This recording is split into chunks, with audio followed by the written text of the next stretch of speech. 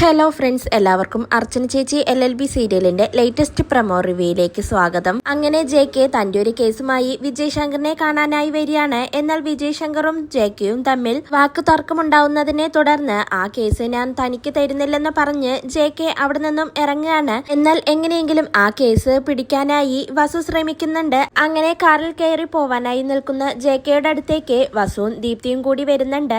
ദീപ്തി എന്നിട്ട് JKയോട് പറയുന്നുണ്ട്, സാറിനെ കണ്ടാലേ അറിയാം നീതി തേടി നടക്കുന്ന ഒരു മനുഷ്യനാണെന്ന്. അർച്ചന അസോസിയേറ്റ്സിനെ ഈ കേസ് ഏൽപ്പിച്ചിട്ടുണ്ടെങ്കിൽ എന്തായാലും സാറിന് നീതി ലഭിക്കും, അത് ഞാൻ വാക്ക് തരികയാണെന്ന് പറയുന്നുണ്ട്. അങ്ങനെ JKയുടെ മനസ്സ് മാറ്റി ഈ കേസ് എങ്ങനെയെങ്കിലും വിജയിപ്പിച്ചു തരാം, നീതി ഉറപ്പാക്കി തരാമെന്നൊക്കെ പറഞ്ഞ് ദീപ്തിയും വസുവും കൂടി ചേർന്ന് JK അർച്ചന അസോസിയേറ്റ്സിന്റെ ഓഫീസിനകത്തേക്ക് കൊണ്ടുപോവുകയാണ്. പിന്നീട് JK ഇരിക്കാൻ പറയുന്നുണ്ട്. അവിടെ ഇരിക്കുന്ന JK ആണെങ്കിൽ പെട്ടെന്ന് സിഗരറ്റ് എടുത്ത് വലിക്കുകയാണ്. ഇത് കണ്ട് വസുവിനും ദീപ്തിക്കും അത്ര അങ്ങോ ഇഷ്ടപ്പെടുന്നില്ല.